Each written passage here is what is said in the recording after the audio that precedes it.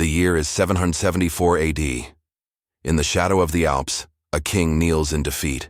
Desiderius, the last Lombard king, watches as his crown slips from trembling fingers onto cold stone. Behind him, 3 centuries of his people's dreams crumble like autumn leaves. The Frankish conquerors have arrived, and with them, the final chapter of one of history's most remarkable journeys is being written in blood and tears. But how did it come to this? How did a tribe of wandering warriors from the frozen forests of Scandinavia rise to rule the heart of Italy, only to vanish into the mists of time? Tonight, as you drift into sleep, let me take you on a journey through fire and ice, through battles and betrayals, through the rise and fall of the Lombards. A people whose story reads like an epic poem written by the gods themselves. Close your eyes. Listen to the wind whistling through ancient pines. Can you hear it? The distant sound of war horns echoing across centuries. That's where our story begins, in a land where winter never truly ends, and survival means everything. Picture, if you will, the year 1st AD. Far beyond the reach of Roman eagles, in the misty forests of what we now call southern Sweden and Denmark, smoke rises from scattered longhouses. The wind carries the scent of pine resin and burning oak. Here, in this land of endless twilight, lives a people who call themselves the Langobardi, the Longbeards. Legend whispers that their name came from the goddess Freya herself. When the Vandals and Winili prepared for war, both tribes prayed to Wodan for victory. The cunning Freya advised the Winili women to tie their long hair around their faces like beards and stand with their men at sunrise. When Woden awoke and saw these strange, long-bearded warriors, he laughed and declared, "Who are these Longbeards?" And so the Winili became the Langobardi, blessed by divine laughter. But divine favor doesn't fill empty bellies or warm frozen bones. The Lombards were a restless people, their hearts filled with the wanderlust that drove so many Germanic tribes. Picture Agelmund, their early king, standing on a windswept hill as snow begins to fall. His breath forms clouds in the bitter air as he gazes south, toward lands where the sun doesn't hide for half the year. In his weathered hands, he holds reports from traders, tales of fertile valleys, of cities with walls that gleam like gold, of a world beyond their forest prison. "We cannot stay," he tells his war chiefs, his voice barely audible above the howling wind.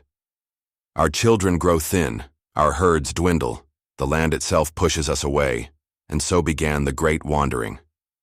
The migration wasn't a single grand exodus like in biblical tales. It was a slow, generational drift southward, driven by hunger, climate, and the eternal human need for something better. Imagine families packing everything they owned onto crude wooden carts, children clutching worn dolls while their mothers sang ancient songs to keep fear at bay. The Lombards moved like a living river, sometimes rushing forward in great surges, sometimes pooling in fertile valleys for decades before the current pulled them onward again. They crossed the Elbe, their young warriors diving into the icy water to test their courage. They battled the Suabian forests where ancient oaks had stood since the world was young. They made alliances and broke them as survival demanded. King Lamissio led them through the first great trials. Historical fragments tell us little about him, but imagine this scene. A circle of warriors around a dying fire, their faces painted with shadows and firelight. Lamissio stands in their center, his long beard braided with iron rings, his eyes reflecting flames that seem to burn with prophecy. "The spirits of our fathers call to us," he declares, his voice carrying the weight of ancestral wisdom. "They speak of a land where olive trees grow heavy with fruit, where the earth yields grain without end, where our children will know prosperity. But the path is written in blood and suffering.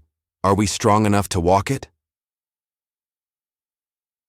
The warriors' voices rise in unison. "We are the Longbeards. We walk where others fear to tread." Years passed like seasons of rain. The Lombards pushed deeper into the heart of Europe, each generation born a little further south than the last. They learned to adapt, to change, to survive in new landscapes. The endless forests gave way to rolling hills. The harsh northern gods began to share space in their hearts with new deities encountered along the way. But it was under King Audouin that their destiny truly began to crystallize. The 6th century found the Lombards in Pannonia, that fertile land between the Danube and the Sava, where Hungary now spreads its plains. Here they would spend nearly 50 years, transforming from wandering tribes into a true kingdom. Picture vast meadowlands stretching to the horizon, dotted with Lombard settlements. Smoke rises from hundreds of hearths, and the sound of hammer on anvil rings across the countryside. Audouin was a king worthy of saga. Tall and powerful, with the strategic mind of a chess master, he understood that survival meant more than winning battles. It meant choosing the right allies and the right enemies. The Byzantine Empire to the east watched the Lombards with nervous interest. The Gepids, their old rivals, controlled lands the Lombards coveted. And from the steppes came rumors of the Avars, a new and terrible enemy that made even brave men shiver. In his hall, lit by torches that cast dancing shadows on carved pillars, Audouin would hold court. Listen to this conversation, heavy with the weight of destiny. "My king," says Helmichis, his trusted advisor. "The Gepid king Cunimund grows bold. He raids our settlements, steals our cattle, enslaves our people. How long must we endure this?" Audouin's fingers drum against the arm of his throne, carved from a single oak trunk. "Patience, old friend. The Gepids are strong, but they have made a fatal error. They have forgotten that the world is changing. The Avars come from the east like a storm cloud. When they strike, we must be ready to dance in the tempest." And dance they did. When the Avars, those mysterious horsemen from the Asian steppes, finally crashed into Pannonia like a tsunami of iron and leather, Audouin made a choice that would echo through centuries. Instead of fighting both enemies, he allied with the Avars against the Gepids. It was a dangerous gamble. The Avars were clearly the greater threat in the long term. But Audouin saw further than most men. The war was brutal and swift. Picture the Battle of Asfeld, the clash of thousands of warriors on a plain that ran red with blood. Gepid war cries mixed with Avar horse screams and Lombard battle songs. By sunset, King Cunimund lay dead, his kingdom shattered, his people scattered like leaves before an autumn gale. But victory came with a terrible price. Alboin was still a prince when he killed Cunimund in single combat, their swords meeting in a ring of screaming warriors. The Gepid king was a giant of a man, his armor gleaming like starlight, his voice a lion's roar that had terrorized enemies for decades. But Alboin was young, fast, and filled with the fire of destiny. When Cunimund fell, Alboin did something that would haunt him forever. Following ancient custom, he claimed the skull of his enemy, having it fashioned into a drinking cup trimmed with silver. But that wasn't the end of the tale. No, fate had darker threads to weave. The Avars, flush with victory, revealed their true nature. They were not interested in sharing Pannonia with allies. They wanted it all. King Bayan, the Avar Khagan, was a man of cold calculation, his eyes like winter ice, his smile sharp as a dagger's edge. "King Audouin," he said during their final meeting, his voice carrying the weight of ultimatum, "you have served us well, but Pannonia is too small for both our peoples. You have 1 year to find new lands. After that," he didn't need to finish. The threat hung in the air like storm clouds. Audouin aged 10 years in that moment. His alliance with the Avars had destroyed the Gepids, yes, but it had also made the Lombards homeless in their adopted land. As he walked from that meeting, his shoulders bowed with the weight of kingship, he knew that once again his people would have to wander. But where could they go? To the north lay the lands they had abandoned generations ago. To the east, the Avars now held sway. To the west and south lay the greatest prize and the greatest danger of all, Italy, jewel of the Mediterranean, heart of the dying Western Roman Empire. When Alboin succeeded his father as king, he inherited this impossible choice. Picture him standing atop a hill looking south toward the Alps. The setting sun painted the mountains blood red, and in that ominous light, young King Alboin made a decision that would change the course of history. "Italy," he whispered to the wind. "We go to Italy." The year was 568 AD. Spring had come early to Pannonia, and with it, one of the greatest migrations in human history. The entire Lombard people, men, women, children, elderly, warriors and farmers, nobles and slaves, began moving toward the Julian Alps. But they weren't alone. Saxon allies, Gepid survivors, Hun mercenaries, even Gothic refugees joined this great river of humanity flowing toward Italy. Imagine the sight. A column of humanity stretching beyond the horizon. Ox carts, creaking under the weight of entire lives, children walking beside their parents, warriors on horseback scouting ahead. The dust cloud they raised could be seen for miles, and the sound of their passage, voices, wheels, hoofbeats, the lowing of cattle, must have seemed like the approach of destiny itself. Alboin rode at the head of this great migration, his Queen Rosamond beside him. Ah, Rosamond, there was a woman whose beauty was matched only by her tragic fate. Daughter of the slain Cunimund, she had been forced to marry her father's killer as part of the peace settlement. Picture her as she rides, golden hair flowing in the wind, blue eyes that hold secrets deeper than mountain lakes, her face a mask of composure hiding a heart full of pain and barely contained rage. The marriage was political necessity, but it was also Alboin's greatest mistake. For Rosamond remembered everything, her father's death cry, the weight of the crown being stripped from his dead brow, the feel of her husband's hands as he claimed her as prize of war. She remembered, and she waited. But that reckoning lay in the future. For now, the Lombards approached the most dangerous part of their journey, the mountain passes that led into Italy. The Julian Alps in spring are treacherous. Snow still clings to the highest peaks, and the passes are narrow defiles where a small force could hold back an army. The Byzantine Empire, heir to Rome's eastern legacy, maintained scattered garrisons throughout northern Italy. Emperor Justin, too, had received reports of the Lombard migration, and Byzantine generals debated whether to stop them at the passes or let them enter and deal with the consequences later. "Let them come," argued General Baduarius from his headquarters in Ravenna. "Italy will swallow them as it has swallowed so many others. The land is cursed for invaders. Ask the Goths, ask the Vandals. Italy takes all comers and gives back only graves." How wrong he was. When Alboin's scouts first glimpsed the Italian plains from the heights of the Predel Pass, they must have thought they'd found paradise. After generations in the cold forests of the north and the harsh steppes of Pannonia, Italy spread below them like a green jewel. The Po Valley stretched endlessly eastward, dotted with cities whose walls gleamed in the morning sun. Rivers wound through the landscape like silver ribbons, and the air itself seemed to shimmer with promise. "There," Alboin declared to his assembled chiefs, pointing toward that promised land, "there we will build a kingdom to last 1,000 years."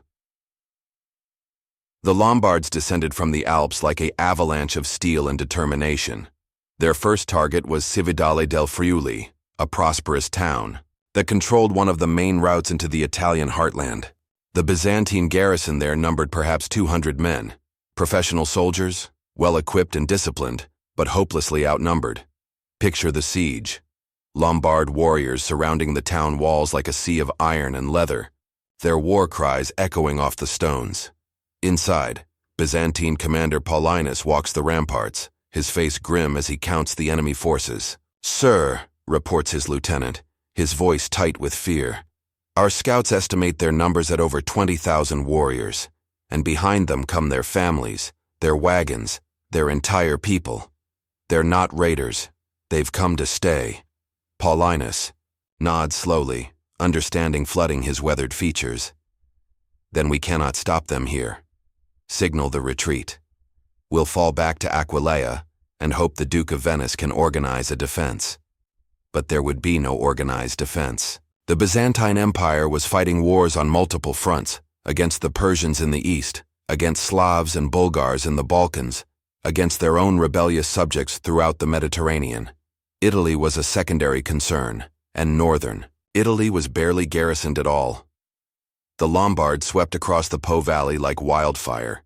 Milan fell within months, its great walls no match for Lombard determination and Byzantine neglect. Pavia, ancient capital of kingdoms, opened its gates rather than face siege. Only a few coastal cities, Ravenna, Venice, parts of Liguria, remained in Byzantine hands, connected to Constantinople more by sea than by any meaningful control of the Italian countryside. But conquest brought new challenges. The Lombards were no longer a migrating tribe. They were conquerors who needed to rule. And rule they did, with a mixture of Germanic tradition and Italian pragmatism that would define their kingdom for centuries to come.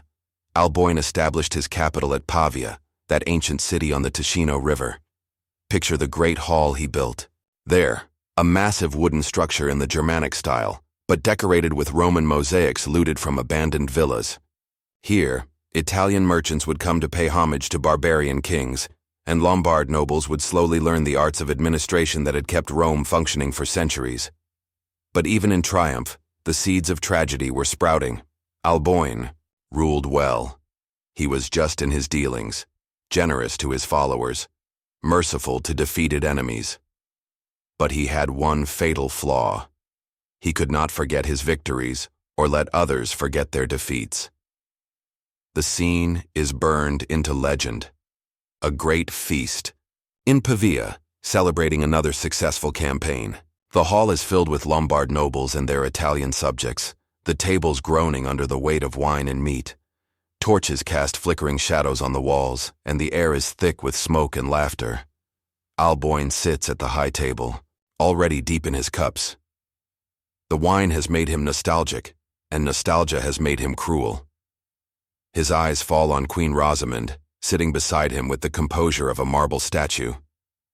Perhaps he sees something in her expression, some hint of the hatred she's carried for 3 long years. Perhaps he simply wants to remind everyone present who conquered whom. "Bring me my special cup," he roars, his voice cutting through the conversation. "The cup of victory!" A servant approaches, carrying that terrible goblet fashioned from Cunimund's skull.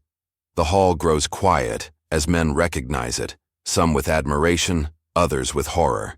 Rosamund's face goes pale, but she doesn't move, doesn't speak.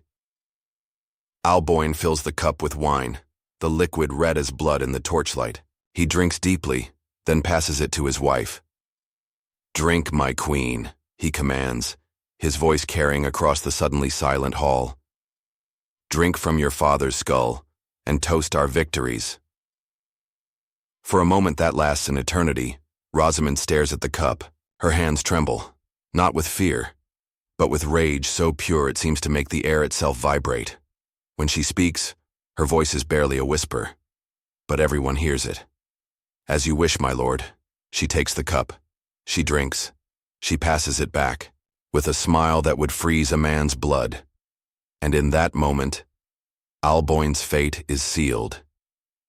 Revenge is a dish best served cold, and Rosamund had patience to match her beauty. For months after the feast, she played the perfect queen. Gracious, dutiful, seemingly content, but beneath the surface, she was weaving a web of conspiracy that would bring down the greatest Lombard king. Her ally was Helmichis, the king's own shield-bearer, a man whose loyalty to Alboin had been absolute until he looked into Rosamund's eyes and saw something there that made him forget honor, forget duty, forget everything except desire. "He humiliated me," Rosamund whispers to Helmichis as they walk in her private garden, surrounded by roses that bloom despite the approaching autumn. "He made me drink from my father's skull while his warriors laughed. What manner of man does such a thing to his wife?" Helmichis wants to defend his king, but the words die in his throat. He has served Alboin for 20 years, followed him through battles and migrations, sworn blood oaths of loyalty. But this woman beside him has awakened something in his soul that makes loyalty seem like a chain. "What would you have me do?"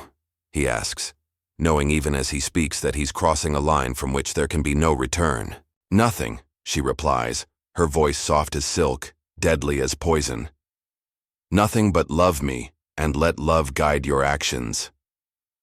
The plot they hatched was intricate and brutal. Another conspirator was found, Peredeo, a strong man whose own grievances against the king made him eager for revenge. On a June night in 572 AD, as Alboin lay sleeping after another feast, They struck. The king awoke to find armed men in his chamber, but his sword was gone. Rosamund had hidden it before retiring. Alboin, warrior that he was, fought them barehanded. But 3 armed men against 1 unarmed king could have only one outcome. As the life ebbed from his eyes, Alboin saw Rosamund standing in the doorway, her face illuminated by torchlight. She was beautiful still, terrible and beautiful like a goddess of war. "Why?" he gasped with his dying breath. "Because some humiliations can only be answered with blood," she replied. And so died Alboin the Conqueror, murdered by the woman he had wronged, betrayed by the man he trusted most. The death of Alboin threw the Lombard kingdom into chaos. For a people who had just conquered most of northern Italy, the loss of their king was catastrophic. They were surrounded by enemies, Byzantines to the south and east, Franks to the Saba, north, and their own Italian subjects who might rise in rebellion at any sign of weakness. Rosamund tried to claim power through Helmichis, but the Lombard nobles had little taste for being ruled by a regicide and his queen. Besides, there were other claimants to consider. Alboin had a daughter by his first wife, and various Lombard dukes had their own ambitions. The immediate succession went to Clef, one of Alboin's most trusted dukes. Picture him as he accepts the crown in Pavia's Great Hall, a grizzled warrior, in his 50s, scarred by countless battles, his eyes holding the calculating intelligence of a man who has survived by making hard choices. He knew the kingdom was fragile, held together more by Alboin's personal charisma than by any strong institutional framework. "My lords," he addresses the assembled nobles, his voice carrying the authority of absolute command. "We face enemies, on all sides. The Byzantines plot our destruction. The Franks eye our lands with envy. Even our Italian subjects whisper of rebellion. But we are the children of the Longbeards. We have conquered this land with our swords, and by our swords we shall keep it." But Clef's reign was destined to be brief and bloody. He ruled for only 2 years before meeting his own violent end, assassinated by his own bodyguard in circumstances that remain mysterious to this day. Some say it was a Byzantine plot. Others whisper of Italian revenge. The truth died with Clef, but his death left the Lombards leaderless once again. And this time, they made a decision that would define their kingdom for generations. They chose not to choose a king at all. For 10 years, the Lombard kingdom existed without a king. Power was divided among 36 dukes, each ruling his own territory like an independent monarch. It was called the Rule of the Dukes, and it nearly destroyed everything Alboin had built. Imagine Italy in this period, a patchwork of petty kingdoms, each duke jealously guarding his prerogatives, some making war on their neighbors, others allying with Byzantine or Frankish enemies against their fellow Lombards. Trade suffered. Justice became arbitrary. The great Lombard migration that had seemed so destined for success was fragmenting into chaos. Duke Zotto ruled in Benevento, carving out a realm in southern Italy. Duke Faroald established himself in Spoleto, controlling the mountain passes between north and south. In Friuli, Duke Gisulf built a fortress state that would endure for centuries. Each was a king in all but name, and each pursued his own interests above those of the Lombard people as a whole. The Byzantines naturally tried to exploit this division. Emperor Maurice sent armies to reclaim lost territories, and for a moment, it seemed that the Lombard conquest might be reversed entirely. Byzantine forces retook much of the Italian coast, and their fleets controlled the Adriatic. In the chaos, some Italian cities declared independence, choosing to govern themselves rather than submit to either Lombard or Byzantine rule. But the greatest threat came from the north. Childebert II, king of Austrasia, looked south across the Alps and saw opportunity gleaming like gold. The Lombards were divided, leaderless, vulnerable. Their conquest of Italy had alarmed the Frankish kingdoms, who saw it as a dangerous precedent. If one Germanic tribe could carve out a kingdom from Roman ruins, what was to stop others from doing the same? Besides, the Byzantine emperor had gold to offer, and Frankish armies were always available to the highest bidder. The invasion came in 584 AD, a massive Frankish army pouring through the Alpine passes like an iron avalanche. They brought with them all the fury of the northern forests, Frankish knights in chainmail, Saxon infantry with their terrible seaxes, even Alemannic warriors seeking plunder and glory. Picture the scene as reports reach the Lombard dukes. Messengers arriving dust-covered and exhausted at ducal courts throughout northern Italy, bearing news of disaster after disaster. "The Franks have taken Milan," gasps one messenger to Duke Ewan of Trentino. The city burns and survivors flee southward like leaves before a storm. "How many?" demands the Duke, his weathered face grim with the knowledge of approaching doom. 30,000, perhaps more. King Childebert himself leads them, and he has sworn to drive every Lombard back across the Alps or into the grave. For the first time since Alboin's death, the Lombard dukes faced a crisis that threatened not just their individual territories, but their very existence as a people. They could fight separately and certainly die, or they could unite and possibly survive. The choice was obvious. The execution was harder. Duke Authari of Brescia was not the oldest of the Lombard nobles, nor the richest, nor the most powerful in terms of armed followers, but he possessed something increasingly rare among his people: vision. Where others saw only immediate threats and opportunities, Authari looked ahead to what the Lombard kingdom could become if it survived its current crisis. Picture the great council that convened in Pavia as Frankish armies ravaged the north. 36 dukes and their retainers crowded into Alboin's old hall, their voices raised in desperate debate. Some argued for negotiated surrender. Others demanded that they fight to the last man. A few suggested fleeing back to Pannonia, though they all knew the Avars would never let them return. Authari stood in their midst, young and tall and burning with conviction. "My lords," he declared, his voice cutting through the chaos, "we stand at a crossroads. Behind us lies the path of division and defeat. We have walked it for 10 years and see where it has led. Before us lies the path our forefathers chose when they followed Alboin across the Alps: unity, strength, victory, or glorious death. I say we choose as they chose. I say we crown a king and march to war under one banner, as our enemies do." The debate that followed raged for 3 days and nights.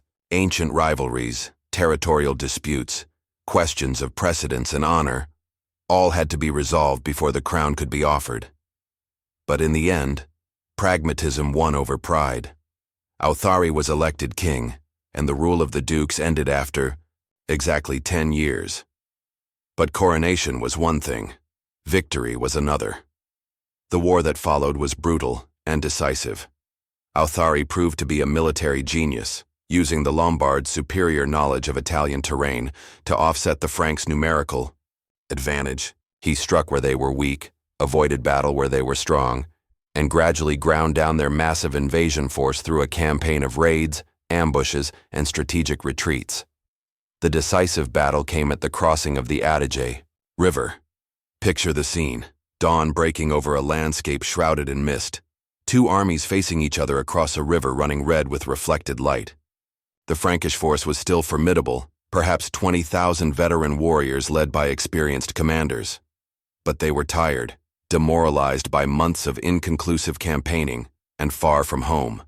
Authari had chosen his ground well. The river crossing was narrow, forcing the Franks to attack in columns rather than in their preferred mass formation.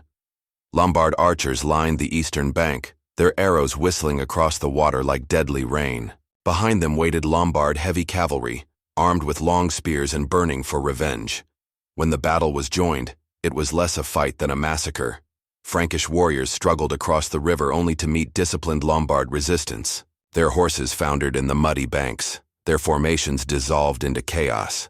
By noon, King Childebert's great army was in full retreat, leaving thousands of dead floating in the Adige's bloody waters. Authari had saved his kingdom, but the victory came at a terrible cost. The war had devastated northern Italy, depopulated entire regions, and left the Lombards weaker than ever despite their military success. Peace brought new challenges and new opportunities. Authari knew that his kingdom needed more than military victories to survive. It needed legitimacy, allies, and above all, a secure succession. At 35, he was unmarried and childless, a situation that threatened to plunge the realm back into chaos when he died. The solution came from an unexpected source: Bavaria, the Germanic kingdom that controlled the Alpine passes between Italy and the Frankish realms. Duke Garibald of Bavaria had a daughter named Theodelinda, renowned throughout Europe for her beauty, intelligence, and deep Christian faith. The negotiations for the marriage were complex and delicate. Bavaria was, officially, a Frankish client state, which meant that any alliance with the Lombards risked Frankish retaliation. But Duke Garibald was a practical man, who understood that geography made Bavaria and Lombardy natural allies, regardless of what distant kings might prefer. Picture the scene when Authari first met his bride, the royal party from Bavaria descending from the Alpine passes, their banners bright against the autumn sky. Theodelinda rides at the head of the column, her golden hair crowned with a circlet of silver, her blue eyes taking in everything: the Italian landscape, the Lombard warriors who have come to escort her, the kingdom she will help to rule. The meeting took place at Sarnico, on the shores of Lake Iseo, with the Alps reflected in the still water like a painting from heaven itself. When Authari approached to greet his bride, legend says that Theodelinda looked into his eyes and saw not just a king but a man she could love. "My lord," she said, her voice carrying the musical accent of her Bavarian homeland, "I have heard many stories of Lombard courage and Lombard honor. I pray that I may prove worthy of both." The wedding that followed was magnificent, a fusion of Germanic tradition and Italian splendor that set the tone for Authari's reign. But more importantly, it brought the Lombards something they had lacked since Alboin's death: hope for the future. Theodelinda was not merely a beautiful ornament to the throne. She was intelligent, politically astute, and possessed of a religious vision that would transform her adopted kingdom. Most importantly, for immediate concerns, she was fertile. Within a year of the wedding, she bore Authari a daughter, and 2 years later, a son. The kingdom seemed secure at last. But fate, as always, had other plans. Authari's death in 590 AD came without warning, not in battle, as might befit a warrior king, but from fever, that invisible enemy that claimed more medieval rulers than all the swords of their enemies combined. He was only 39 years old, at the height of his powers, with plans for expanding the kingdom and consolidating Lombard rule throughout Italy. Picture the deathbed scene. The great king lying in his chamber at Pavia, his face gaunt with illness, his breathing labored. Around him stand the great nobles of the realm, their faces masks of concern and calculation. For though they mourn their king's passing, each is already wondering what his death will mean for the balance of power in the kingdom. Theodelinda sits beside the bed, her hand clasping her husband's, her face composed despite the tears that track silently down her cheeks. "The kingdom," Authari whispers, his voice barely audible. "Protect the kingdom." "I will," she promises. "I swear it by all the saints and angels. Your son will wear the crown you fought to preserve." But Adelaide was still a child, barely old enough to walk, much less rule a kingdom surrounded by enemies. And the Lombard nobles had little precedent for regencies. Their tradition was to choose the strongest war leader, not to wait for royal children to grow up. Once again, the kingdom faced a succession crisis. Once again, the unity that Authari had died to preserve was threatened by the ambitions of powerful men. But Theodelinda was not helpless. She was the daughter of kings, the widow of a king, and the mother of a future king. More than that, she understood something that many of the Lombard nobles had forgotten. Legitimacy was as important as strength, and sometimes more durable. The great council that met after Authari's funeral was unlike any in Lombard history. For the first time, a woman sat at its head, not as a silent ornament, but as an active participant in the kingdom's governance. Theodelinda had spent her years as queen learning the arts of Italian politics, and now she would put that education to use. "My lords," she addressed the assembled dukes, her voice clear and confident. "Tradition demands that you choose a king from among the royal blood. But tradition also demands that the crown pass to the son of the previous king when such a son exists. My son Adalaald is of the blood of Authari, grandson of the great Alboin through his mother's line. Will you honor tradition, or will you break it for convenience? The response was immediate and chaotic. Some nobles supported the child's claim, seeing opportunity in a long regency they might control. Others demanded an adult king who could lead them in war. Duke Guidoald of Bergamo stood to speak, his scarred face grim with determination. "Your Majesty speaks of tradition," he declared. "But tradition also demands that our king be a warrior who can defend the realm. The Byzantines mass their armies even now, and Frankish gold still buys Lombard enemies. We cannot wait 10 years for a child to grow into a man." The debate might have continued for days, perhaps erupting into civil war. But Theodelinda played the masterstroke that secured her son's throne and demonstrated her political genius. "My lords," she said, rising from her throne, "you speak truly of the need for a warrior king. Therefore, I propose a solution that honors both tradition and necessity. Let my son be crowned king as is his right, and let me choose a regent to rule in his name, a man of proven courage and wisdom who will guard the throne until Adelold comes of age." The hall fell silent. The proposal was unprecedented. No Lombard queen had ever chosen her own husband, much less chosen a ruler for the kingdom. But it was also brilliant, satisfying the demands of tradition while providing practical leadership. "And whom would your Majesty choose as this regent?" asked Duke Sundrar of Milan, his voice carefully neutral. Theodelinda's answer surprised everyone. "Duke Agilulf of Turin." Agilulf was not the most obvious choice for regent. He was relatively young, controlled only a medium-sized duchy, and had not particularly distinguished himself in recent wars. But Theodelinda had chosen him for reasons that went beyond immediate politics. She had chosen him because she saw in him the qualities that would make him not just a regent, but a king. The marriage took place within weeks of Authari's death, a political necessity that gradually blossomed into genuine affection. Picture the wedding ceremony, not the grand celebration that had marked Theodelinda's first marriage, but a solemn affair conducted in Pavia's royal chapel. The bride wore mourning colors beneath her crown, and the groom's face was set with the gravity of a man accepting not just a wife, but the burden of an entire kingdom. Agilulf proved himself worthy of Theodelinda's faith. Where Authari had been a brilliant warrior, Agilulf was a master administrator. He understood that the Lombard kingdom's survival depended not just on winning battles, but on building institutions that could outlast any individual ruler. His first great test came within months of his coronation as regent.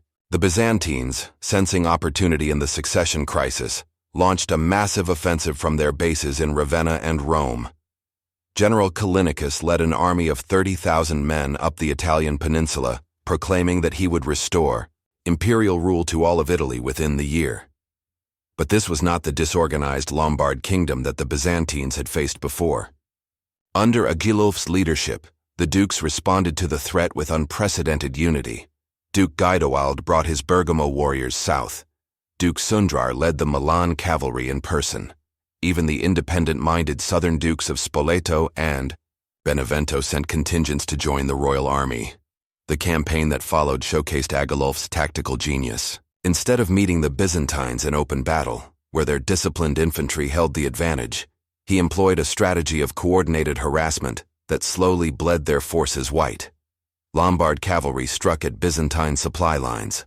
Local militias ambushed foraging parties.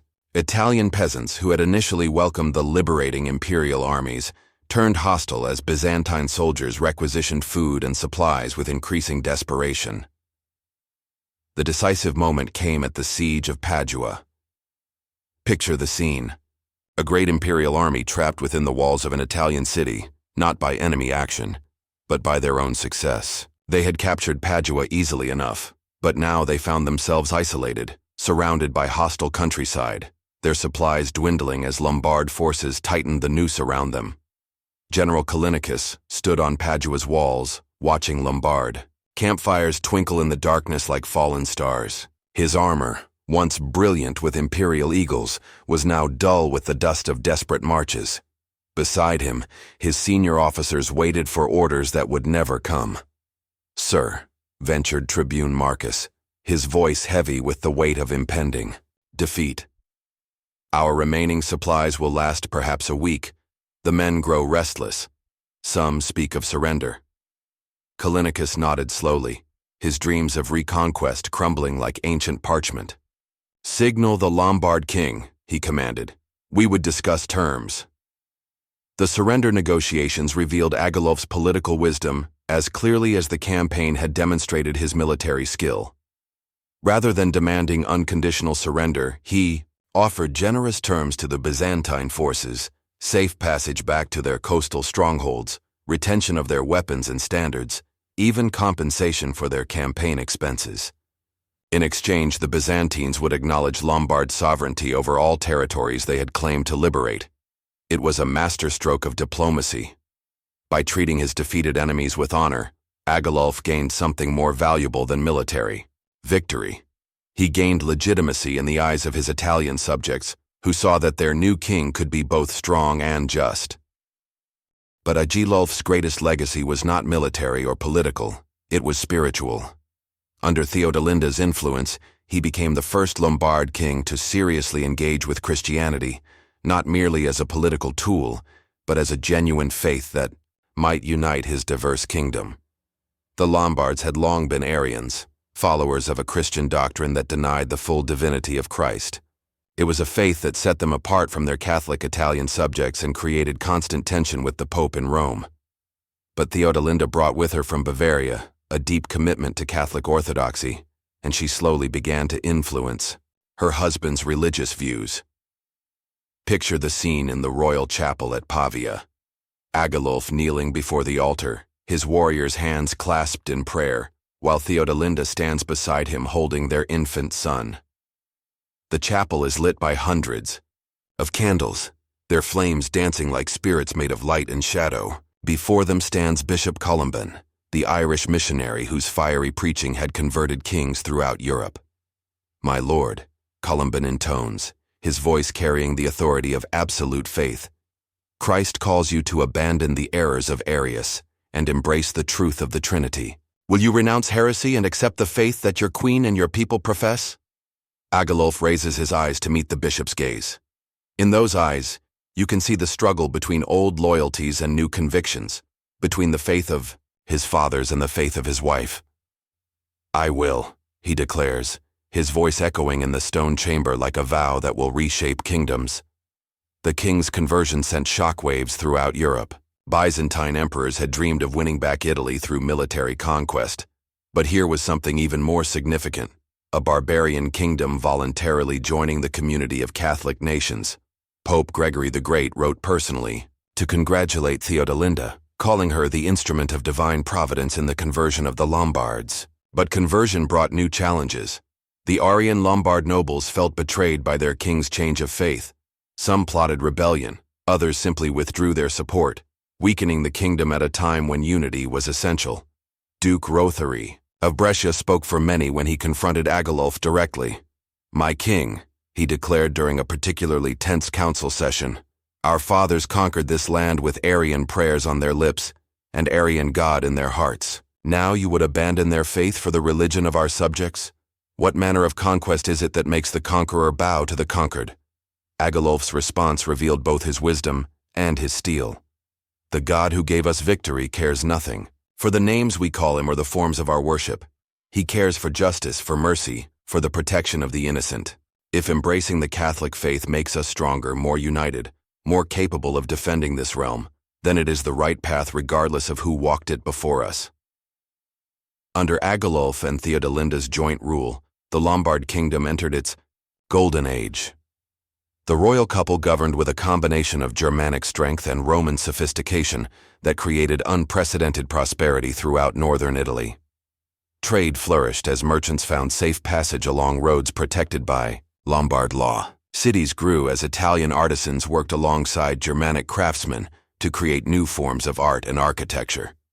The court at Pavia became a center of learning and culture that rivaled Ravenna or even distant Constantinople. Scholars came from across Europe to study in the royal library that Theodelinda established. Irish monks brought their knowledge of classical texts. Byzantine refugees contributed their understanding of imperial administration. Lombard bards preserved the ancient songs of the Germanic peoples while learning new forms from their Italian subjects. Picture a typical day in this remarkable court, the great hall filled with petitioners seeking the king's justice, their voices, a babel of Latin, Germanic dialects, and Italian vernaculars. Agilulf sits in judgment, his crown glittering with Roman gems reset in Germanic gold, while Theodelinda advises him on matters of law and custom. Behind them stand scribes, recording every decision for posterity, creating the legal precedents that will govern the kingdom for generations. But perhaps most importantly, young Prince Adaloald grew to manhood in this environment of cosmopolitan sophistication. Unlike his warrior predecessors, he would be a king educated in letters as well as arms, fluent in multiple languages, at home with both Germanic traditions and Roman refinements. The prince's education was personally supervised by his stepfather and mother. Picture Agilulf teaching the boys swordplay in the palace courtyard, their practice weapons ringing together as servants pause to watch their future king learn the arts of war. Remember, Agilulf instructs between passes, a king's sword is not just a weapon. It is a symbol. Every time you draw it, you make a promise to your people. Promise that you will defend them. Promise that you will uphold justice. Promise that you will never use your strength for selfish ends. Meanwhile, in the palace gardens, Theodelinda instructs her son in the more subtle arts of statecraft. They walk among roses that bloom despite the approaching winter, their conversation turning from theology to diplomacy to the delicate balance of competing interests that makes governance possible. A king must be many things to many people, she explains, her voice gentle but serious. To your warriors, you must be brave and generous. To your subjects, you must be just and merciful. To foreign kings, you must be strong but not threatening, confident but not arrogant. Most importantly, you must remember that the crown you will wear is not a prize to be won, but a burden to be borne. Agilulf died in 616 AD, succumbing to the same kind of sudden illness that had claimed Authari 26 years earlier. His death marked the end of an era, the last time the Lombard kingdom would be governed by a king and queen working in perfect harmony toward common goals. Picture the funeral. All of Lombard nobility gathered in Pavia's great cathedral, the building Agilulf himself had commissioned as a symbol of his kingdom's Catholic conversion. The king's body lies in state, dressed in the regalia that combines Germanic tradition with Roman imperial symbolism. Theodelinda kneels beside the bier, her face composed but aged by grief and the burdens of 30 years on the throne. Around them, the great nobles of the realm wait to see what will happen next. Prince Adaloald is now 26 years old, well-educated, experienced in governance, and seemingly ready to assume his father's crown. But the transition from regency to independent rule is always fraught with danger, especially when the new king has been raised more as a scholar than a warrior. The coronation itself went smoothly enough. Adaloald accepted the crown with appropriate gravity and delivered a speech that impressed even his critics with its wisdom and moderation. But within months, it became clear that the young king faced challenges that would test every lesson his parents had taught him. The first crisis came from the south. Duke Arichis of Benevento, emboldened by the change in royal leadership, declared his independence from Pavia and began calling himself Prince of Benevento rather than Duke. It was a direct challenge to royal authority that demanded swift response, but Adaloald's response revealed the fundamental weakness in his character. Where Agilulf would have assembled an army and marched south immediately, the young king instead sent envoys to negotiate. Where his stepfather would have spoken in the language of strength that Lombard nobles understood, Adaloald relied on legal arguments and appeals to traditional loyalty. "My lord Arichis," his envoy declared before the Beneventan court, "His Majesty reminds you of the oaths of fealty sworn by your predecessors to the crown of Pavia. He offers generous terms for your return to proper obedience, retention of all your current territories, confirmation of your titles, even a royal marriage between your son and the king's sister." Duke Arichis, a grizzled warrior who had fought beside Agilulf in the Byzantine Wars, laughed openly at these diplomatic niceties. "Tell your scholarly king," he replied, his voice dripping with contempt, "that I hold my lands by the same right he holds his conquest, If he wants my submission, let him come and take it with his sword, as his forefathers did. The insult to royal dignity could not be ignored, but Adalold's response was characteristically ineffective. He assembled an army, but hesitated to use it decisively. He marched south but stopped to negotiate whenever Arichis requested talks. He had the military strength to crush the rebellion, but lacked the will to accept the bloodshed that victory would require. The campaign dragged on for months, accomplishing nothing except the demonstration of royal weakness. Other dukes began to question whether Adalold had the strength necessary to rule the Lombards effectively. Whispers of discontent spread through the kingdom like poison in a well.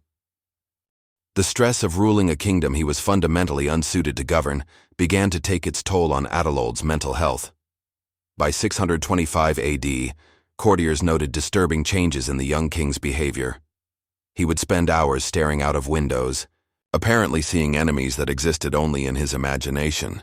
He issued contradictory orders, then flew into rages when his confused nobles asked for clarification.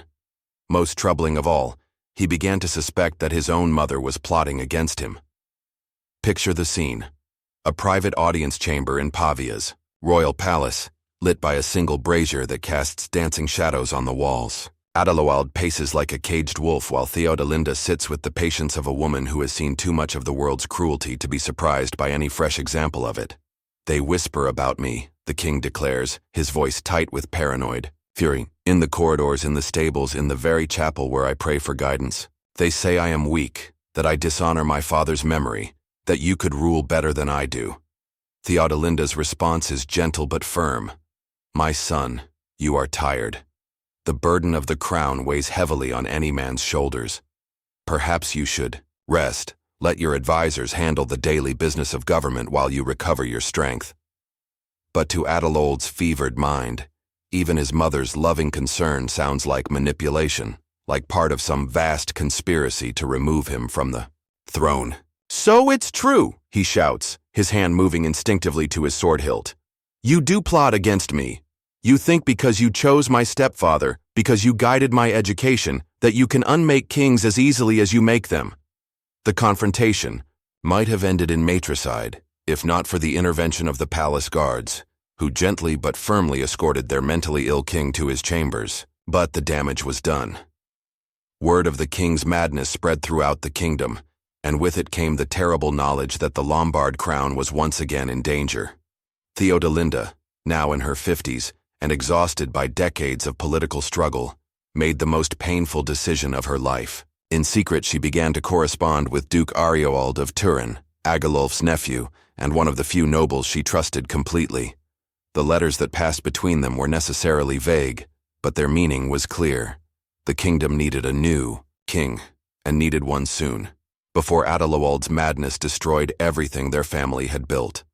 The coup that removed Adaloald from the throne was swift, merciful, and decisive, everything the Mad King's own reign had not been. On a winter night in 626 AD, while Adaloald slept under the influence of herbs his physicians had given him to calm his troubled mind, Duke Arioald and a small force of trusted warriors entered Pavia without resistance. There was no violence, no dramatic confrontations, no bloodshed. The palace guards, who had watched their king's decline with growing despair, simply stood aside as the duke claimed the crown that Adaloald was no longer capable of wearing. By morning, it was over. Picture the scene as Arioald accepts the crown in Pavia's great hall, a man in his 40s, scarred by battles but possessed of the calm confidence that his predecessor had lacked. Around him stand the great nobles of the realm, their faces reflecting relief rather than triumph. They had done what needed to be done, but they took no joy in deposing the son of their beloved queen Theodelinda. The new king's first act was characteristic of his pragmatic nature.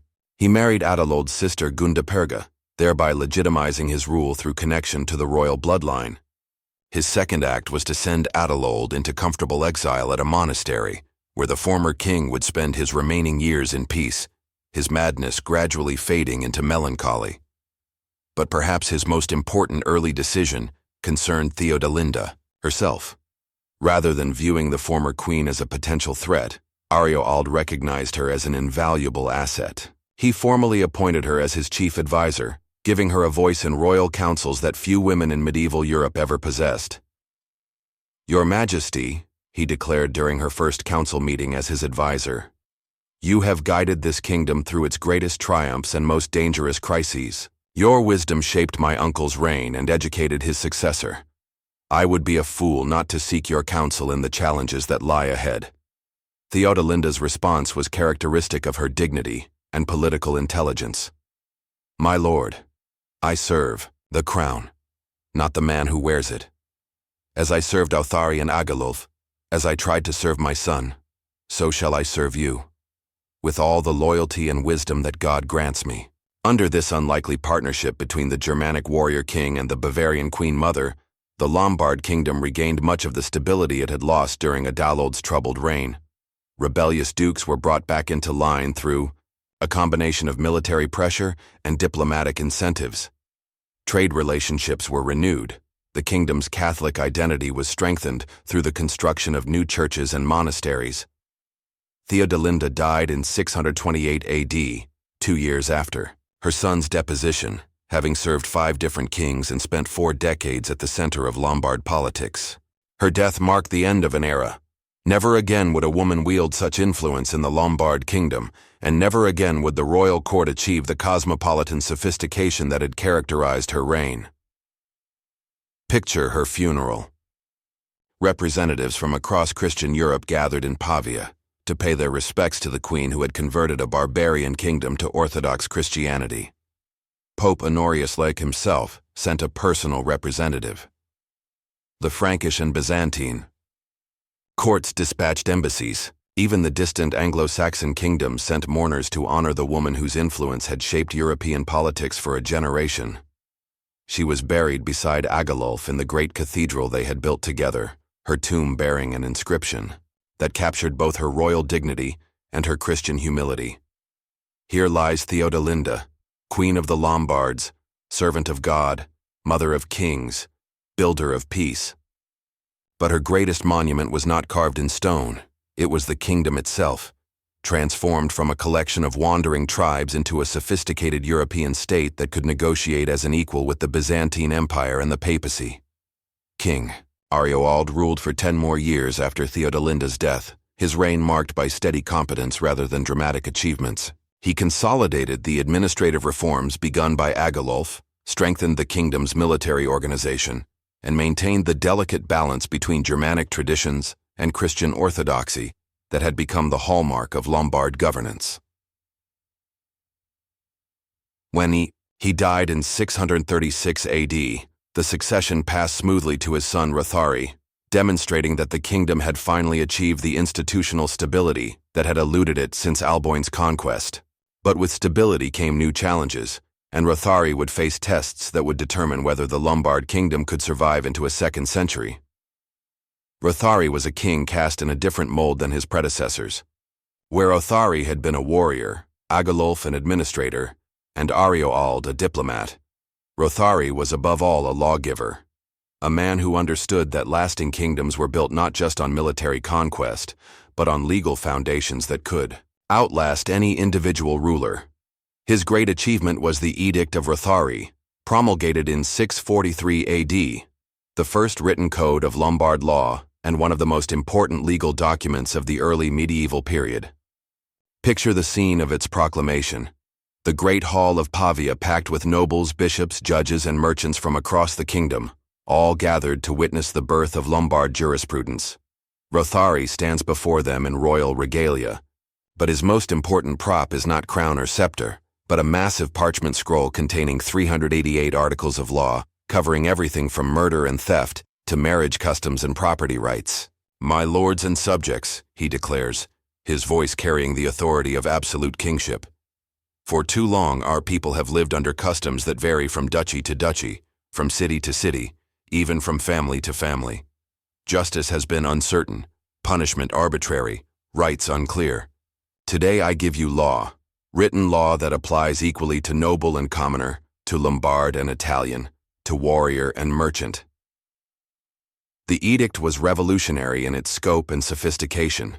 It preserved many traditional Germanic legal concepts, while incorporating elements of Roman law that would be more familiar to the kingdom's Italian subjects.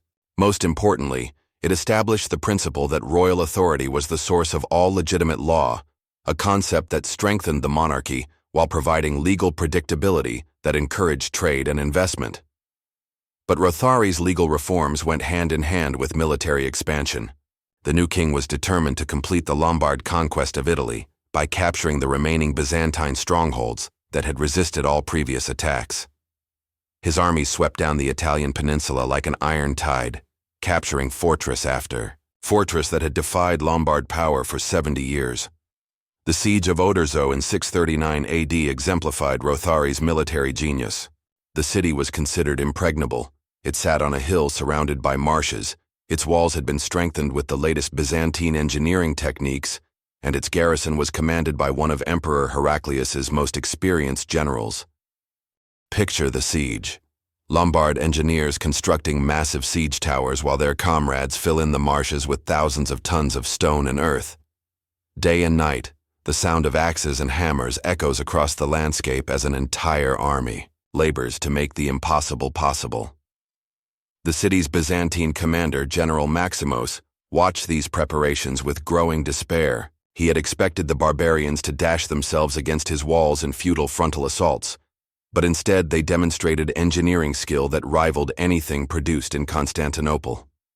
"Sir," reported his chief engineer, his voice heavy, with professional admiration for the enemy's work, "they're not just filling the marshes, they're building a causeway strong enough to support their siege engines. At this rate, they'll have artillery positioned on our walls within the month." When Oderzo finally fell, its capture sent shockwaves throughout the Byzantine Empire.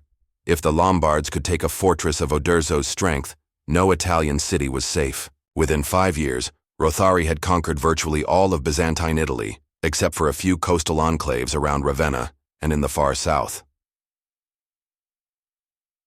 Emperor Constans II, grandson of the great Heraclius, faced a crisis that threatened the very survival of Byzantine Italy.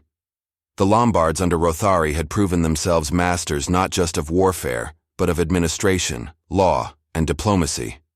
They were no longer barbarian raiders who might eventually be bought off or driven away. They were the legitimate rulers of a stable kingdom that showed every sign of permanence. From his palace in Constantinople, Constans contemplated options that ranged from the desperate to the impossible. A massive military expedition to reconquer Italy would require resources the empire could not spare while fighting wars against Arabs in the east and Bulgars in the Balkans. Diplomatic negotiations would require acknowledging Lombard legitimacy in territories the empire still claimed as its own. Picture the imperial council meeting where these grim realities were finally acknowledged. The Great Hall of the Sacred Palace, its walls covered with mosaics depicting past imperial triumphs that now seem to mock the present emperor's weakness. Around the council table sit the highest officials of the empire, men whose titles still echoed the grandeur of ancient Rome, but whose actual power barely extended beyond the walls of Constantinople. "Your Majesty," reports the logothete of the Dromos, the empire's foreign minister, "our latest intelligence from Italy confirms our worst fears. King Rothari has established a legal system that rivals our own in sophistication. His army is well-trained and well-equipped. Most troubling of all, his Italian subjects appear to accept his rule willingly.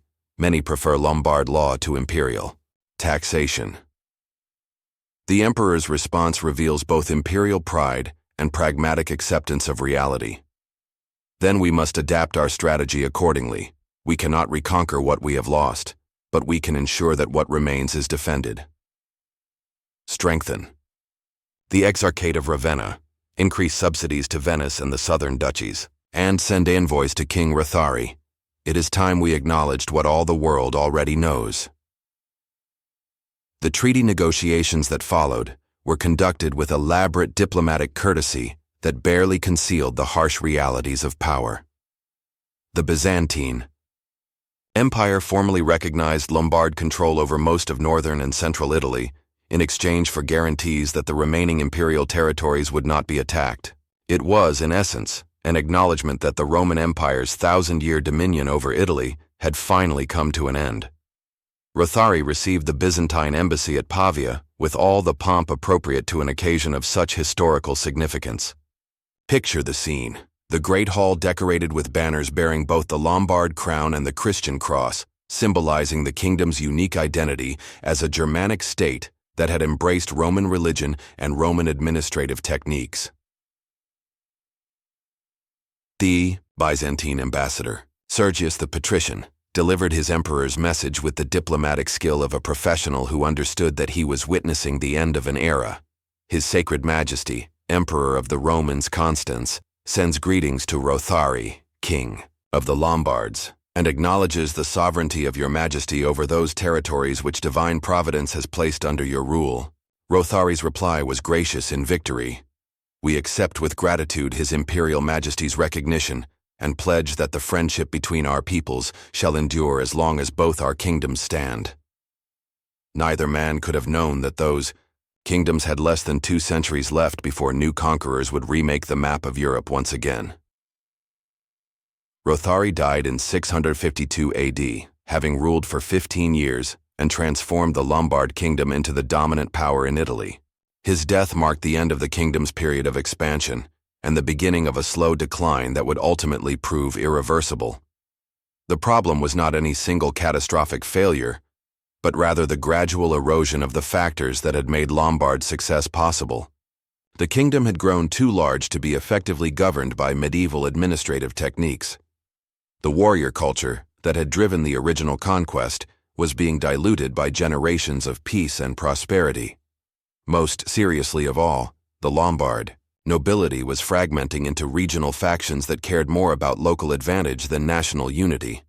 Rothari's son Rodoald ruled for barely a year before being murdered in a palace conspiracy. His successor, Aripert I, managed to restore stability, but only by making concessions to powerful dukes that weakened royal authority. The pattern would repeat itself throughout the 7th and 8th centuries, weak kings buying short-term peace by surrendering long-term power. Picture a typical royal council during this period of decline. King Aripert II, one of several monarchs to bear that name, sitting on his throne while Duke Liutpert of Bergamo and Duke Ragnherd of Turin argue over territorial boundaries. The king listens with the weary patience of a man who knows that his authority depends entirely on his nobles' willingness to acknowledge it. My lords, he interrupts finally, these disputes serve no one except our enemies. While we quarrel among ourselves, the Franks grow stronger beyond the Alps, and the Pope builds alliances that could threaten us all. But his words carry little weight. The great dukes of Lombardy had learned that they could ignore royal commands with impunity, and royal weakness only encouraged further defiance. The kingdom's problems were compounded by external pressures that grew more severe with each passing decade. The Frankish kingdoms to the north were consolidating under the Carolingian dynasty. The papacy in Rome was developing political ambitions that went far beyond spiritual leadership. Most ominously of all, a new power was rising in the Mediterranean, the Islamic Caliphate, whose expansion would soon bring Arab raiders to the shores of Italy itself. In 712 AD, the Lombard crown passed to a king who would prove to be the last truly great ruler of his dynasty, Liutprand, Duke of Bavaria and descendant of the royal line through his mother. At 27, he was young enough to be energetic, but old enough to be wise. And he possessed both the military skills of his warrior ancestors and the political intelligence necessary to navigate the increasingly complex world of 8th century Europe. Liutprand's reign began with a crisis that would have destroyed a lesser king. Duke Faroald of Spoleto, emboldened by the weakness of recent monarchs, declared his complete independence from Pavia and began styling himself Prince of Spoleto. Worse still, he allied himself with Pope Gregory II, who saw an opportunity to expand papal temporal power at the expense of Lombard royal authority. The war that followed tested every aspect of Liutprand's abilities. He had to fight not just rebellious vassals, but also papal armies and Byzantine forces that hoped to exploit Lombard civil strife. Picture the young king as he addresses his war council before marching south. My lords, We face enemies who would tear our kingdom apart like wolves devouring a carcass. Duke Faroald thinks his mountain strongholds make him safe from royal justice. The Pope thinks his spiritual authority gives him the right to interfere in temporal matters. The Byzantines think our troubles give them a chance to reclaim what they lost. They are all wrong, and before this year is out, they will learn the price of underestimating the last of Alboin's heirs. The campaign that followed was a masterpiece of medieval warfare. Liutprand used his superior mobility to strike at enemy forces before they could coordinate their efforts. He captured Spoleto after a brilliant siege that demonstrated advanced engineering techniques. Most importantly, he showed mercy to defeated enemies, while making clear that future rebellion would be met with steel. The victory restored Lombard royal authority throughout central Italy and established Liutprand as the most powerful king in the peninsula. But his greatest challenges still lay ahead, for his successes had attracted the attention of enemies far more dangerous than rebellious dukes or ambitious popes. Charles Martel was not yet called the Hammer, but his reputation as the most formidable warrior in Francia had already reached the courts of Europe. As mayor of the palace, he was the real power behind the Frankish throne, and his ambitions extended far beyond the borders of his own kingdom. The threat from Francia was not merely military, but ideological. Charles Martel had positioned himself as the champion of Catholic orthodoxy against Islamic expansion in Spain and southern France. His victory at Tours in 732 AD made him a hero throughout Christian Europe, and heroes, as Liutprand knew, are always dangerous neighbors. The first diplomatic contact between the two great Germanic kingdoms came in 739 AD, when Charles sent an embassy to Pavia ostensibly to discuss mutual cooperation against Arab raids. But Liutprand, no fool when it came to international politics, recognized the embassy for what it really was: reconnaissance in preparation for future conflict. Picture the scene in Pavia's Great Hall.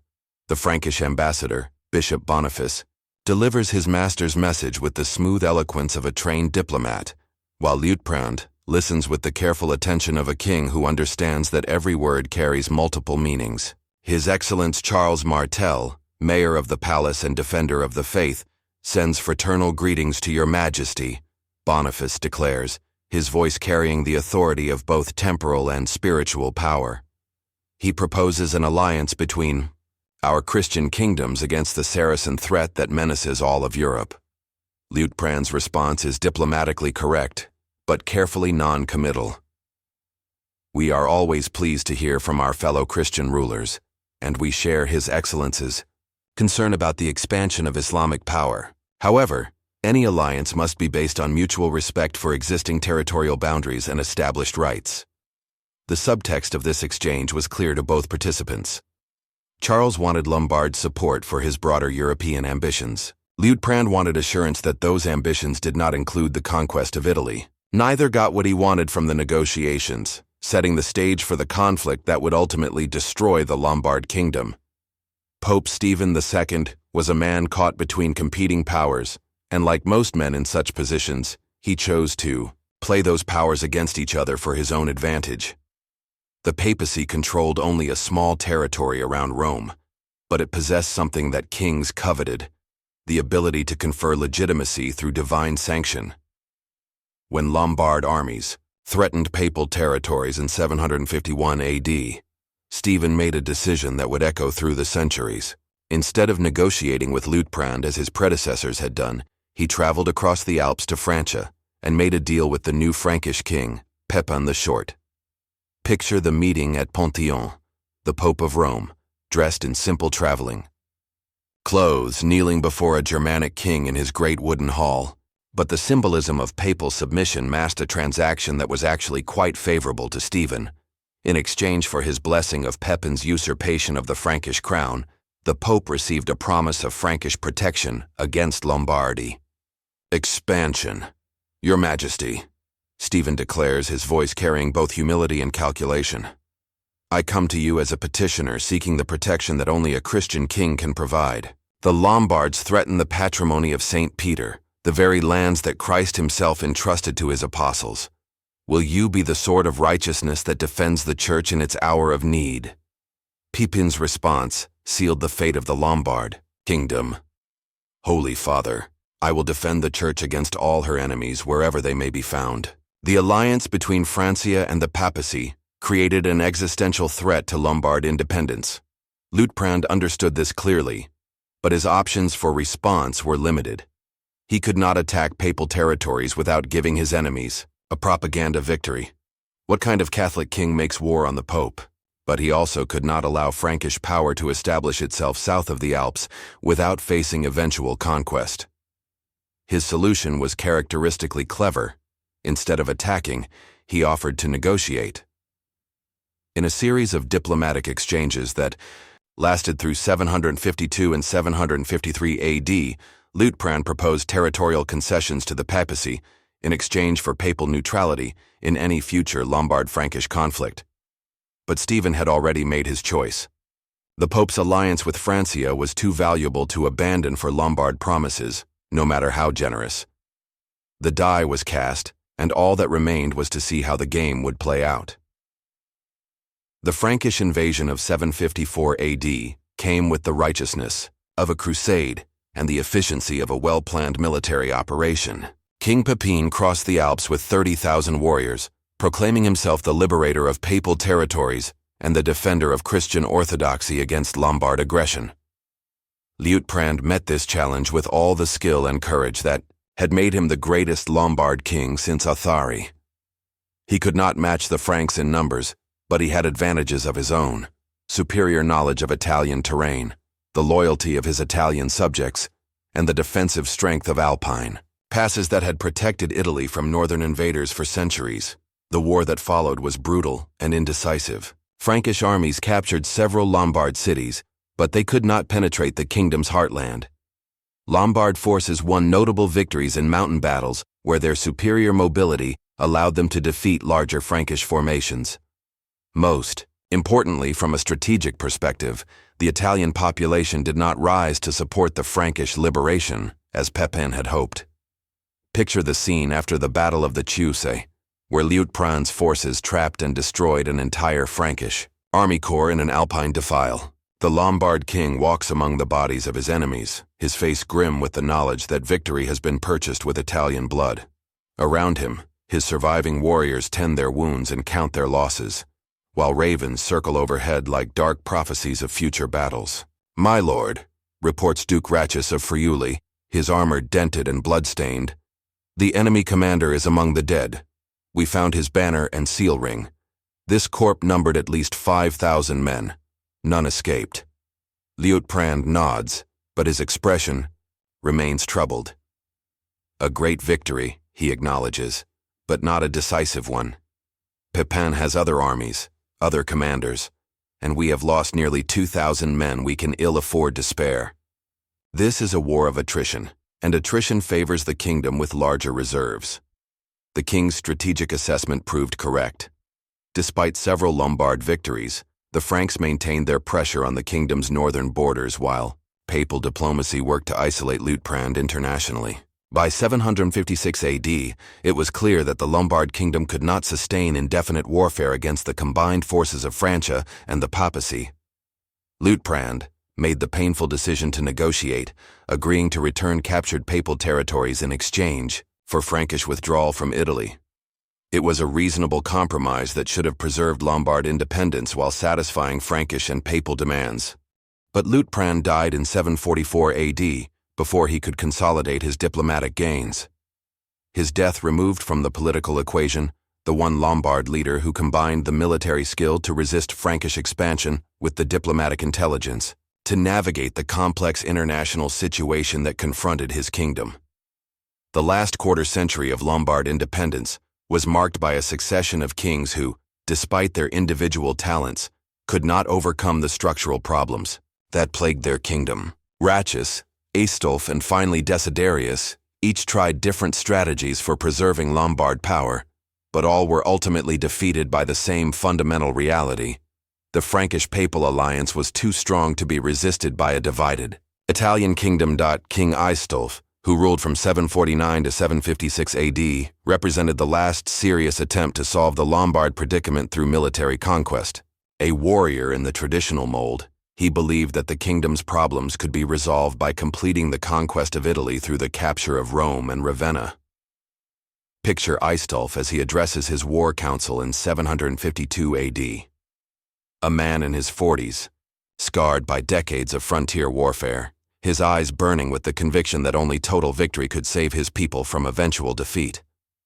"My lords," he declares, his fist striking the oak table with emphasis, "for 2 centuries we have accepted division in Italy. We control the north while Byzantines hold Ravenna and the Pope rules Rome.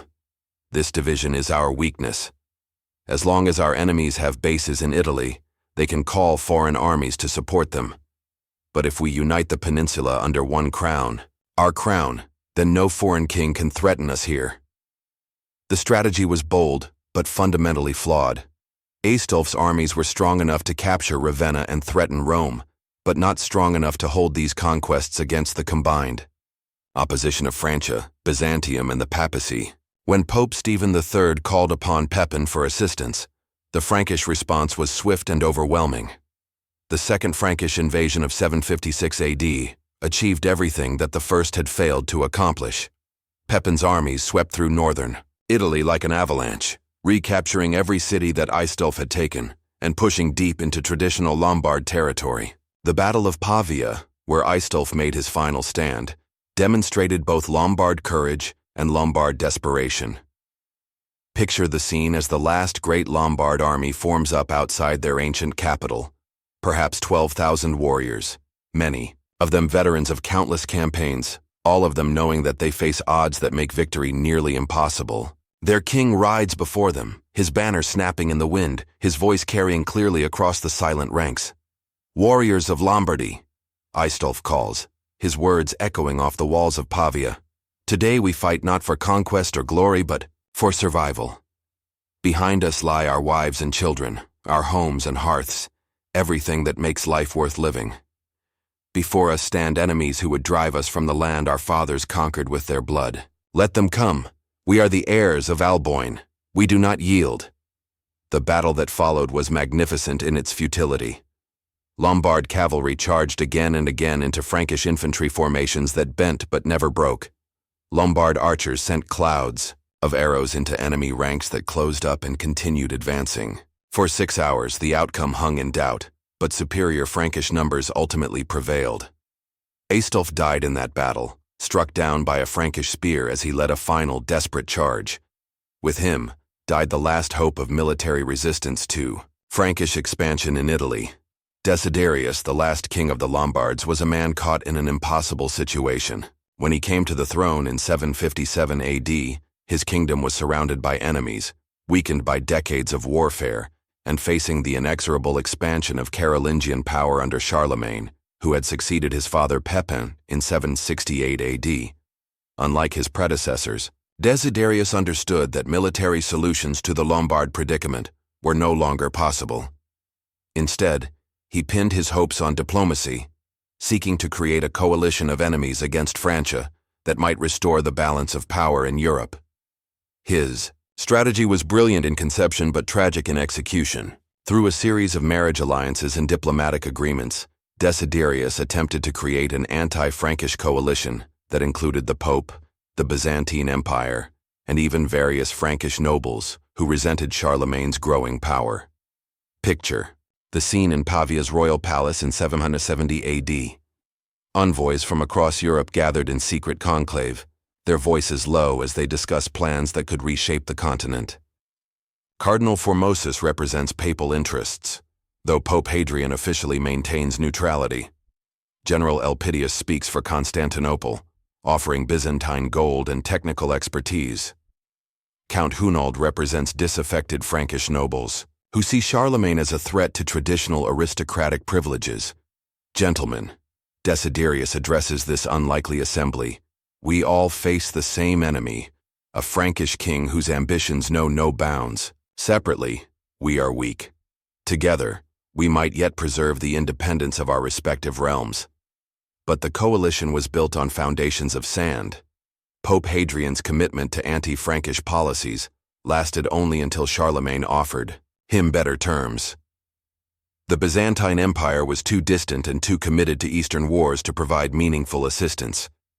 The Frankish dissidents proved unreliable when faced with Charlemagne's combination of threats and bribes. By 773 AD, Desiderius stood alone, his diplomatic gambits having failed as completely as his predecessor's military campaigns. When Charlemagne finally crossed the Alps with the largest army ever to enter Italy, the Lombard king could muster barely 8,000 men to oppose him. The final siege of Pavia began in September 773 AD and lasted through the following spring. 8 months that marked the end of Lombard independence and the beginning of Carolingian domination in Italy. It was not a siege in the traditional sense, with dramatic assaults and heroic defenses, but rather a slow strangulation that demonstrated Charlemagne's strategic patience and Desiderius's tragic isolation. Picture the ancient capital as winter settles over northern Italy. The great walls that had protected Lombard kings for 2 centuries now seeming like prison walls, confining a people who had lost everything except their pride. Within the city, perhaps 20,000 souls, nobles and commoners, warriors and merchants, Lombards and Italians, waited for a relief that would never come. Desiderius spent those final months as a king preparing for the end of his kingdom. He distributed the royal treasury to his followers, hoping to ensure their loyalty to his son, who might one day reclaim the crown. He sent his wife and daughters to distant monasteries, beyond the reach of Frankish vengeance. Most importantly, he wrote letters to his fellow rulers, warning them of what Charlemagne's victory in Italy would mean for the independence of all European kingdoms. To Constantine VI, Emperor of the Romans, reads one such letter, preserved in the Byzantine archives. I write not as a supplicant seeking aid that will not come, but as one crowned king to another, warning you of dangers that threaten us all. The Frankish king styles himself the defender of Christendom, but his true ambition is the creation of a new empire that will swallow all existing kingdoms. Today, he comes for Lombardy. Tomorrow, he may come for you. The prophecy would prove remarkably accurate, though Constantine was too concerned with his own immediate problems to heed Desiderius's warning. As winter gave way to spring, the situation within Pavia became desperate. Food supplies dwindled despite careful rationing. Disease spread through the crowded city, claiming lives that sword and spear had spared. Most critically, the morale of the defenders began to crack as it became clear that no rescue was coming. End came not with a dramatic assault, but with a quiet surrender negotiation that reflected both Charlemagne's political intelligence and Desiderius's recognition that further resistance would only mean more suffering for his people. On a June morning in 774 AD, the gates of Pavia opened for the last time under Lombard rule. Desiderius, dressed in simple clothes rather than royal regalia, walked out to meet his conqueror with the dignity of a man who had lost everything except his honor. Picture that final scene. The Lombard king, now in his 60s, his hair white but his bearing still erect, approaching the Frankish camp where Charlemagne waited with the patience of a man who knew that history was watching. Around them stood the witnesses to this moment, Frankish nobles eager for Italian spoils, papal legates ready to reclaim disputed territories, and Lombard survivors wondering what fate awaited them under foreign rule. King Charles, Desiderius, addresses his conqueror, using the formal language of medieval diplomacy. I yield to you the crown that my ancestors wore for 200 years, the scepter that has governed Italy since the time of the Great Migration, and the realm that stretches from the Alps to the southern seas. I ask only that you treat my people with the mercy befitting a Christian king. Charlemagne's response was gracious in victory. King Desiderius, your courage in defense of your realm has earned our respect, as has your wisdom in choosing to end this conflict before more blood is shed. We pledge that all who submit to our rule will be treated as subjects, not as conquered enemies. But the reality of conquest was harsher than diplomatic language suggested. The Lombard kingdom was dismantled as a political entity, its territories incorporated directly into the Frankish realm. The great dukes who had ruled semi-independently for generations found themselves replaced by Frankish counts responsible to Charlemagne alone. The Lombard legal system, culminating in Rothari's Great Code, was superseded by Frankish law that recognized no special privileges for the conquered people. Most symbolically significant was Charlemagne's assumption of the Lombard royal title. In a ceremony held in Pavia's cathedral, the same building where Theodelinda had once advised kings and where generations of Lombard nobles had sworn fealty to their monarchs, the Frankish king placed the Iron Crown of Lombardy upon his own head. The Iron Crown was more than just a piece of royal regalia. It was the physical embodiment of Lombard claims to legitimacy, supposedly containing a nail from the true cross and blessed by Pope Gregory the Great himself. When Charlemagne wore it, he was claiming not just political control over northern Italy, but historical continuity with the kingdom he had destroyed. By this crown, he declared to the assembled nobles, both Frankish and Lombard, we claim not only the conquest of this realm, but inheritance of its ancient rights and responsibilities. We are not merely king of the Franks ruling over Lombardy, but king of the Lombards ruling by the same divine sanction that blessed Alboin and his successors. It was a masterful piece of political theater, but it could not disguise the fact that the Lombard kingdom was dead and that its people were now subjects of a foreign king whose capital lay beyond the Alps. The fall of Pavia marked the end of the Lombard kingdom, but not the end of the Lombard people. Throughout Italy, descendants of Alboin's warriors found themselves facing a choice between resistance and accommodation, between preserving their identity and adapting to new realities. Some chose resistance. Duke Arechius II of Benevento, who had maintained practical independence from Pavia for decades, declared himself the true heir to the Lombard crown and attempted to rally southern Italy against Frankish expansion. For a time, it seemed that the southern Lombard duchies might succeed where the northern kingdom had failed. Picture Arechius in his stronghold at Benevento, surrounded by the last independent Lombard nobles, men whose grandfathers had conquered southern Italy, whose fathers had built principalities that rivaled kingdoms, whose own dreams of glory were now reduced to simple survival. My lords, he addresses this final gathering of free Lombard nobles, the northern kingdom has fallen, but we remain. In our mountains and valleys, Lombard law still governs, Lombard customs still flourish, Lombard pride still burns. We are the last guardians of our people's freedom, and by God's grace we shall not fail them. But Arechius's defiance, however noble, was ultimately futile. Charlemagne's resources were too vast, his strategic position too strong, his international support too broad to be successfully challenged by the remnants of Lombard power. By 787 AD, even the southern duchies had submitted to Frankish suzerainty, though they maintained greater autonomy than their northern cousins. Others chose accommodation, finding ways to preserve something of their heritage while serving new masters. Lombard nobles who accepted Charlemagne's rule often retained their lands and local influence, becoming part of a new Italian aristocracy that blended Germanic and Latin traditions. Lombard legal scholars helped integrate elements of the old law codes into the new imperial administration. Lombard artists and craftsmen continued their work under Frankish patronage, creating a distinctive cultural synthesis that would influence Italian art for centuries. The Lombard language, which had never been widely written, gradually gave way to Latin informal contexts and to emerging Italian dialects in daily speech. But Lombard place names, legal concepts, and cultural traditions persisted, woven into the fabric of Italian civilization like golden threads in a tapestry. Perhaps most significantly, the Lombard experience of ruling Italy provided precedents and institutions that would influence Italian political development long after the kingdom itself had vanished. The idea that Italy could be governed as a unified realm, the concept of written law codes applicable to all subjects, the precedent of royal authority balanced by noble privileges, all these were part of the Lombard legacy that survived their political defeat. In the monastery of San Salvatore at Brescia, an elderly monk named Paul bent over his parchment, carefully recording the events he had witnessed during 7 decades of life. Paul the deacon, as history would know him, was perhaps the last man alive who remembered the Lombard kingdom in its glory, and he was determined that its story should not perish with him.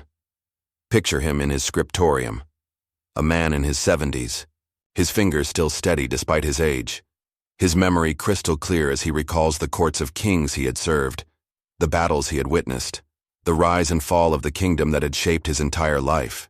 Around him, other monks copy classical texts and Christian treatises, but Paul's work is different. He is preserving the memory of a people who ruled Italy for 2 centuries and then vanished like mist before the morning sun. History, he writes in the preface to his great work, is the teacher of life, the light of truth, the master of our days and witness to the past. I have undertaken to record not only the victories and defeats of princes, but the customs, laws, and character of the Lombard people, so that future generations might understand how divine providence raises up kingdoms and casts them down according to its inscrutable will. Paul's history of the Lombards remains our primary source for much of what we know about his people. Without his careful preservation of royal genealogies, battlefield accounts, and cultural details, the Lombard kingdom might have vanished from historical memory as completely as it vanished from the political map. But Paul was not merely a chronicler, he was also a participant in the events he described. He had served in the court of Desiderius, had watched the final siege of Pavia, from within the doomed city, had seen his world crumble and his people scattered. His history carries the weight of personal experience and the pain of irretrievable loss.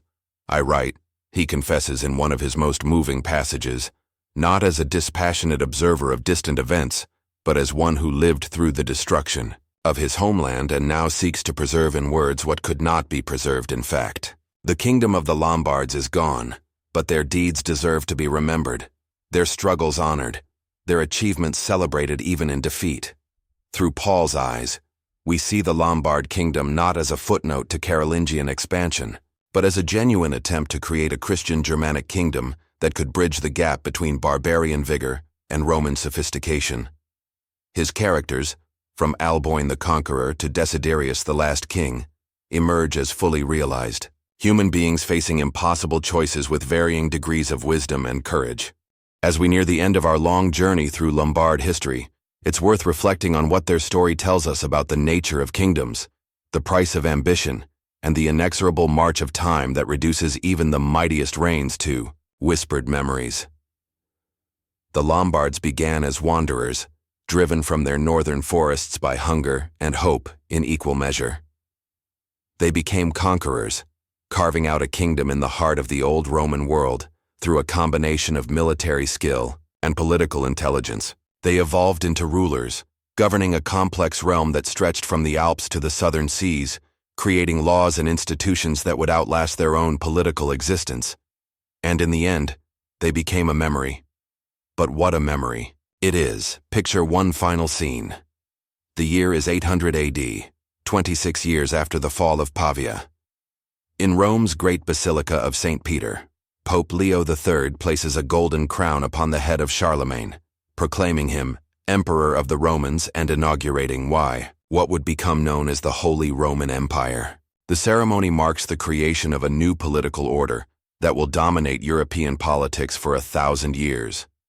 But in the congregation that witnesses this historic moment, scattered among Frankish nobles and Roman clergy, stand the survivors of the Lombard kingdom, former dukes now serving as Carolingian counts, scholars and clerics who have found new patrons, merchants and craftsmen who have adapted to changed circumstances while preserving something of their ancestral traditions. They watch in silence as their conqueror receives imperial honors, understanding that they are witnessing not just the coronation of an emperor, but the final transformation of the world their ancestors had created. The Lombard kingdom is gone, but its legacy lives on in the institutions, laws, and cultural traditions that will shape Italian civilization for centuries to come. As the ceremony concludes and the great basilica empties, these Lombard survivors make their own quiet pilgrimage, not to shrines of saints but to the tombs of their own kings. In Pavia's cathedral they pause before the monument of Agilulf and Theodelinda, remembering the golden age when a Germanic queen and her wise king had shown that barbarian strength and Roman sophistication could create something greater than either tradition alone. At Monza, they visit the basilica built by Theodelinda herself, where the Iron Crown waits in its reliquary like a sleeping symbol of vanished authority. They remember not just the crown's political significance, but its spiritual meaning, The belief that earthly kingdoms, however mighty, exist only by divine permission and must ultimately yield to God's eternal kingdom. And in their hearts, they carry forward the stories that Paul the deacon had preserved in writing, tales of migration and conquest, of love and betrayal, of triumph and tragedy that speak to the universal human experience of striving for something greater than ourselves, of building legacies that we hope will outlast our own brief span of years. The last Lombard king is dead. The last Lombard army has surrendered. The last Lombard court has dispersed into exile or accommodation. But as you drift towards sleep, carried by the rhythm of this ancient story, remember that endings are also beginnings, that every sunset promises another dawn. The Lombards who wandered from northern forests to Mediterranean shores were driven by the same restless energy that drives all human endeavor. The desire to find a place in the world, to build something lasting, to leave behind more than we found when we arrived. Their kingdom lasted 2 centuries, which is longer than many empires and shorter than human dreams. But their true monument is not carved in stone or preserved in parchment. It is written in the genetic heritage of millions of Italians who carry Lombard blood in their veins. It lives in the legal traditions that trace their ancestry to Rothari's code. It echoes in the place names of northern Italy, where Germanic words still mark the landscape like ancient boundary stones. Most importantly, it survives in the story itself, this epic tale of wandering and conquest, of rise and fall, of human ambition played out against the vast backdrop of history. Every time someone tells the story of the Lombards, their kingdom rises again. Their heroes walk the earth once more.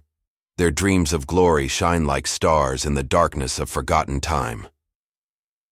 So sleep now, with the knowledge that you have witnessed something eternal, the human story in all its magnificent futility, its tragic grandeur, its endless capacity for hope despite the certainty of loss. The Lombards are gone, but their echo remains, whispering across the centuries that we were here, we mattered, we dared to dream of kingdoms that would last forever. And in that whisper, you can hear the voices of all who came before us, and all who will come after. The eternal human chorus singing the only song that truly matters. We existed, we tried, we loved. We were briefly magnificent in our own small way. The Longbeards have found their final rest, but their story continues in every heart that responds to tales of courage and loss, in every dreamer who looks toward distant horizons, in every soul that understands that kingdoms may fall, but the human spirit endures forever. Rest well, knowing that you have walked with giants, witnessed the rise and fall of nations, and touched something eternal in the brief, beautiful, tragic tale of the Lombards.